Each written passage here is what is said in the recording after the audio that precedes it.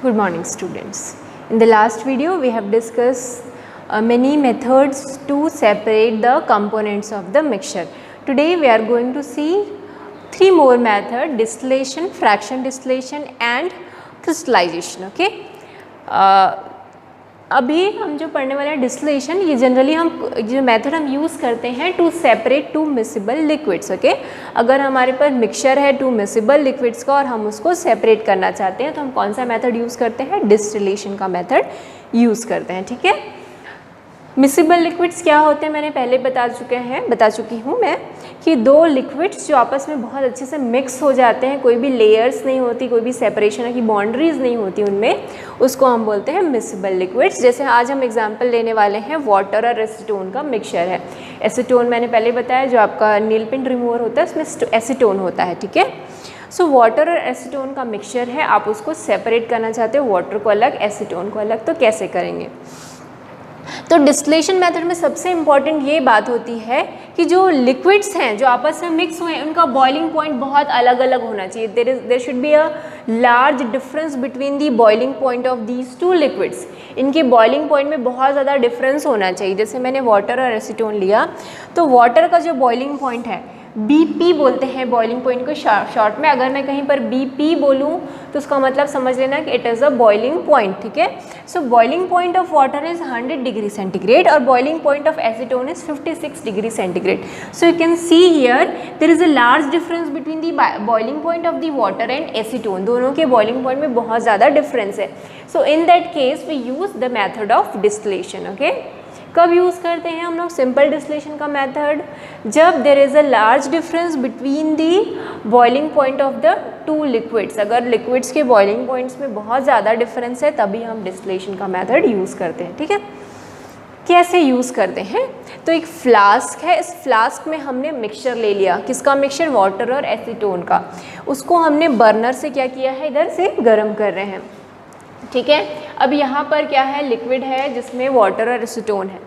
अब देखो यहाँ पर एक कंडेंसर है. कंडेंसर क्या होता है? इसमें वाटर रहता है. ठीक है. इस तरीके से इस कंडेंसर में वाटर होता है. कंडेंस करना समझते हैं, वेपर को वापस में लिक्विड में चेंज करना है. इसका कंडेंसेशन पढ़े हैं हम. कंडेंसेशन में क्या होता है? कंडेंसेशन में जो वेपर है वो किस में चेंज होता है? लिक्विड में चेंज होता है. कंडेंसेशन पढ़े हैं हमने. कंडेंसेशन आपके घर में उसका लाइव एग्जांपल आप देख सकते हैं. जैसे आप दूध गर्म कर रहे हैं, उसमें कोई एक ढक्कन उसमें ढक दीजिए, लिड. तो वो लिड जो है, जो ढक्कन है वो ठंडा होता है. ठीक है. तो जब उस ठंडे लिड को आप गरम दूध का जो वेपर है उसमें पड़ते हैं तो वो फिर से किस में चेंज हो जाते हैं? वेपर लिक्विड में चेंज हो जाते हैं. होता है कि नहीं? आप ढक्कन में देखना ऊपर लिक्विड रहता है. कोई भी ढक्कन खोलोगे तो ऊपर लिक्विड रहता है. क्यों लिक्विड रहता है? क्योंकि जो वेपर है वो उस ठंडे लिड के कांटेक्ट में आकर किस में चेंज हो जा रहा है? वापस से लिक्विड में चेंज होता है. तो that is the condensation process. Okay.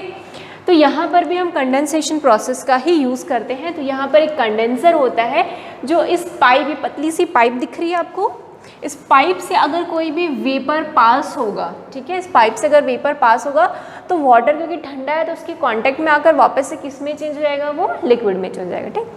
तो चलो क्या करेंगे, सबसे पहले इसको हीट करेंगे, गरम करेंगे तो हमको पता है कि एसीटोन का बॉइलिंग पॉइंट कम है तो वो पहले बॉयल होने लग जाएगा. तो उससे क्या बनेंगे?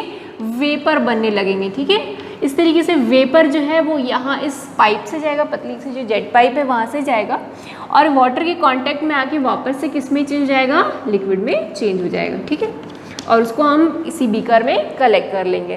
तो उसके बाद क्या होगा? इसी तरीके सारे एसीटोन्स जो है वेपर में कन्वर्ट होके इस जेट पाइप में आएंगे. जेट पाइप जो है उसमें वाटर कंडेंसर है, वाटर कंडेंसर के कांटेक्ट में आके वो जो वेपर है वापस से लिक्विड में चेंज हो जाएंगे जिसको हम कलेक्ट कर लेंगे. इस तरीके से यहाँ पर हमको एसीटोन मिल जाएगा और इस फ्लास्क में क्या बचेगा? सिर्फ और सिर्फ water. So this is the process of distillation. फिर से एक बार मैं समझा देती हूँ. कंडेंसेशन समझ में है, वेपर किस में चेंज होता है? लिक्विड में. ऑन कूलिंग, बहुत इंपॉर्टेंट बात है, ठंडा होने पर वेपर किस में चेंज हो जाता है? लिक्विड में. That is the process of condensation. Distillation में क्या ज़रूरी है कि जो लिक्विड्स हैं जिनका मिक्सचर है उनके बॉइलिंग पॉइंट में there should be a large difference. तो यहाँ पर देखो 100 डिग्री है, यहाँ पर 56. तो there is a large difference between the boiling point of water and acetone. क्या करते हैं हम, पहले वाटर और एसीटोन को गर्म करते हैं। एसीटोन का बॉइलिंग पॉइंट कम है इसलिए वो पहले वेपर में कन्वर्ट होगा, वेपर में कन्वर्ट होकर इस पतली सी पाइप में चला जाएगा वो वेपर, है ना। अभी जो पतली सी पाइप है उसके चारों तरफ पानी है, वाटर है, तो ठंडा पानी है। और कैसा पानी, गर्म पानी नहीं है, ठंडा पानी है। इधर से हम कोल्ड वाटर डाल रहे हैं और उससे गर्म वाटर इधर से निकालते जा रहे हैं, तो कंटिन्यूसली यहाँ पर वाटर का सर्कुलेशन हो रहा है, जिससे हमेशा इस कंडेंसर में क्या रहता है, ठंडा पानी। तो जब ये वेपर है इस ठंडे पानी के कांटेक्ट में आएंगे, है ना, ये जो है पाइप, अब दिख रहा है सबको, ये जो पाइप है ये ठंडा रहेगा क्योंकि ये ठंडे पानी के कांटेक्ट में है। तो अंदर की जो वेपर है वो किस में चेंज हो जाएंगे, लिक्विड में चेंज हो जाएंगे, जिसको हम यहाँ पर कलेक्ट कर लेंगे। इस तरीके से एसीटोन और वाटर को हम अलग कर लेंगे। तो डिस्टिलेशन मेथड हम कब यूज़ करेंगे, जब there is a large difference between the boiling point of the two liquids. पर क्या होगा अगर लिक्विड्स के बॉइलिंग पॉइंट में ज़्यादा डिफरेंस नहीं है तो, जैसे अगर मेरे पास मिक्सचर है वाटर और अल्कोहल का, ठीक है, वाटर और अल्कोहल का मेरे पास मिक्सचर है, मुझे इन दोनों को अलग अलग करना है। वाटर का बॉइलिंग पॉइंट होता है 100 डिग्री सेंटीग्रेड और अल्कोहल का होता है 78 डिग्री सेंटीग्रेड। अब देखो इनके बॉइलिंग पॉइंट में ज़्यादा डिफरेंस नहीं है, तो अब इनको सेपरेट करने के लिए हम डिस्टिलेशन मेथड यूज़ नहीं करेंगे। This is simple distillation method. जब इस तरीके से दोनों के बॉइलिंग पॉइंट में, दो लिक्विड जो मिक्स हैं उनके बॉइलिंग पॉइंट में ज़्यादा का डिफरेंस नहीं है, ठीक है, तो हम यूज़ करते हैं फ्रैक्शनल डिस्टिलेशन मेथड। कौन सा यूज़ करते हैं, फ्रैक्शनल डिस्टिलेशन मेथड, याद रखेंगे, डिस्टिलेशन, ठीक है। फ्रैक्शनल डिस्टिलेशन कब यूज़ करते हैं हम, जब दो लिक्विड जो आपस में मिक्स हैं उनके बॉइलिंग पॉइंट में 25 डिग्री सेंटीग्रेड से कम का डिफरेंस होता है। किसमें, उनके बॉइलिंग पॉइंट में 25 डिग्री सेंटीग्रेड या 25 केल्विन, दोनों ही एक है, मतलब एक ही होता है। जब दोनों के बॉइलिंग पॉइंट में इससे कम का डिफरेंस है तो हम कौन सा मेथड यूज़ करेंगे, फ्रैक्शनल डिस्टिलेशन। अब दोनों को माइनस करो, 100 और 78 को, है ना, 100 is the boiling point of water, 78 is the boiling point of alcohol. दोनों के बॉइलिंग पॉइंट को हम माइनस कर रहे हैं, कितना आएगा, 22, ठीक है।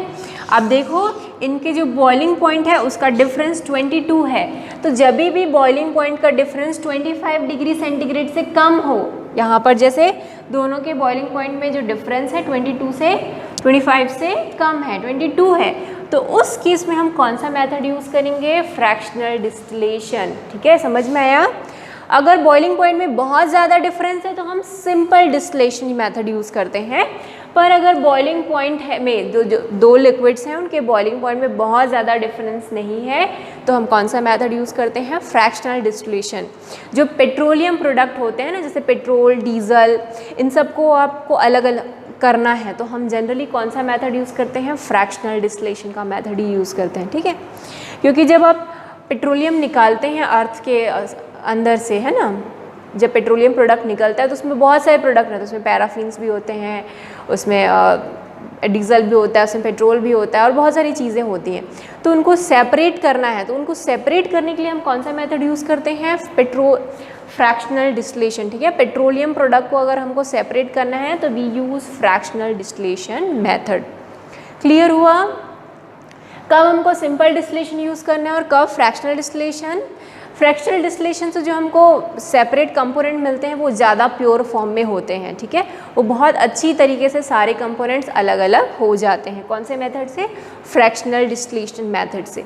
तो जनरली हम फ्रैक्शनल डिस्टिलेशन मेथड का ही यूज़ करते हैं, ठीक, समझ में आया। सिंपल डिस्टिलेशन का मेथड हम कब यूज़ करेंगे, जब बॉइलिंग पॉइंट में बहुत ज़्यादा डिफरेंस हो और अगर बॉइलिंग पॉइंट में दो लिक्विड्स की बॉइलिंग पॉइंट में 25 डिग्री सेंटीग्रेड से कम का डिफरेंस हो तो हम क्या यूज़ करेंगे, fractional distillation methods. Is it clear कि कब डिस्टिलेशन होगा, कब फ्रैक्शनल डिस्टिलेशन होगा, समझ में आ गया, क्लियर है। Miscible liquids, distillation method. Miscible मतलब दो एक दूसरे से आपस में मिल जाते हैं तो उस समय डिस्टिलेशन भी दो टाइप के हमने पढ़े, एक सिंपल डिस्टिलेशन और एक फ्रैक्शनल डिस्टिलेशन। तो सिंपल कब यूज़ करना है, फ्रैक्शनल कब यूज़ करना है, समझ में आ गया। अब हम नेक्स्ट मेथड पढ़ेंगे, that is crystallization. Okay, so next method of separation is crystallization. अब इसका कब यूज़ करते हैं हम क्रिस्टलाइजेशन मेथड का, तो हम यूज़ करते हैं अगर हमारे पास इम्प्योर सॉलिड सब्सटेंस है, ओके, कोई सॉलिड सब्सटेंस है जो इम्प्योर है और उससे हमको प्योर सॉलिड सब्सटेंस चाहिए, तो उस केस में हम क्या यूज़ करते हैं, क्रिस्टलाइजेशन का, ठीक है। प्योर करने के लिए, किसी भी इम्प्योर सॉलिड सब्सटेंस को प्योर करने के लिए हम क्रिस्टलाइजेशन मेथड का यूज़ करते हैं। जैसे अगर हमारे पास कॉपर सल्फेट है और वो इम्प्योर कॉपर सल्फेट है और उससे हमको प्योर कॉपर सल्फेट चाहिए, तो हम कौन सा मेथड यूज़ करेंगे, क्रिस्टलाइजेशन का। वैसे ही एलम मीन्स होता है फिटकरी, ओके, फिटकरी तो सभी जानते होंगे, ऐसा ट्रांसपेरेंट सा क्रिस्टल होता है, ठीक। सो अगर हमारे पास इम्प्योर एलम है और उस एलम को आप प्योर करना चाहते हैं तो भी क्रिस्टलाइजेशन का मेथड यूज़ करते हैं। अब इस क्रिस्टलाइजेशन में होता क्या है, पहले तो अगर जो भी सॉलिड सब्सटेंस है जो इम्प्योर फॉर्म में है, ठीक है, उसका हम सैचुरेटेड सॉल्यूशन बनाएंगे, ओके। उसका सैचुरेटेड सॉल्यूशन बनाने के बाद उसको हम फिल्टर कर लेंगे। तो फिल्टर करेंगे तो क्या होगा, अगर कोई ऐसा सब्सटेंस है, सॉलिड सब्सटेंस है जो वाटर में डिज़ोल्व नहीं होता, तो आपने फ़िल्टर किया तो वो फ़िल्टर आउट हो जाएगा, ठीक। अब वो जो आपको मिला है सैचुरेटेड सॉल्यूशन, ठीक है, आपने सैचुरेटेड सॉल्यूशन बनाया, उसको छान लिया, उसके बाद जो सॉल्यूशन बचा उसको हम गर्म करेंगे, ठीक है, बहुत गर्म करेंगे जब तक कि हमको एकदम गाढ़ा सैचुरेटेड सॉल्यूशन नहीं मिल जाता। उसके बाद हम उसको बंद कर देंगे गर्म करना और उसके बाद उसको ठंडा होने देंगे। जैसे ही हम उसको ठंडा होने देंगे कुछ दिनों बाद आप देखेंगे कि उसके क्रिस्टल्स बन जाएंगे, ठीक है। सो इसको बोलते हैं हम क्रिस्टलाइजेशन मेथड। सो अगर कोई इम्प्योर सॉलिड सब्सटेंस है और उसको हम प्योर फॉर्म में चेंज करना चाहते हैं तो वी यूज़ क्रिस्टलाइजेशन प्रोसेस, ठीक है। तो यहाँ पर आपका ख़त्म होता है मेथड ऑफ सेपरेशन, ओके। इसी तरीके से आप गैसेस को भी सेपरेट कर सकते हैं, ठीक है। एयर में आपको पता होगा अलग अलग गैसेस हैं, CO2 है, NO2 है। एयर में कौन कौन से गैसेस होते हैं, CO2 होता है ना, O2 होता है, N2 होता है, मीथेन गैस, बहुत सारी अलग अलग गैसेस होती हैं जो एयर में प्रेजेंट होती हैं। आप हर एक गैस को सेपरेट करना चाहते हो, इस केस में भी हम कौन सा मेथड यूज़ करते हैं, फ्रैक्शनल डिस्टिलेशन का ही मेथड यूज़ करते हैं, ठीक है।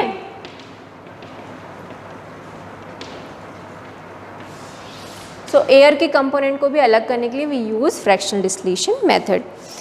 सो यहाँ पर आपका एक जो टॉपिक है ये ख़त्म होता है, separation of components of a mixture, जिसमें हमने बहुत सारे अलग अलग मेथड पढ़े। क्या क्या पढ़ा याद है आपको, sublimation, evaporation, magnetization, filtration, distillation, fraction distillation, separating funnel, crystallization और क्रोमेटोग्राफी। तो बहुत अलग अलग मेथड्स पढ़े हैं, ठीक है। अगर आपको किसी भी मेथड में कोई डाउट हो तो जस्ट लेट मी नो, ठीक है। इस वीडियो को देखिए और मैंने कुछ होमवर्क दिया है उसको कंप्लीट करो, ओके। Thank you.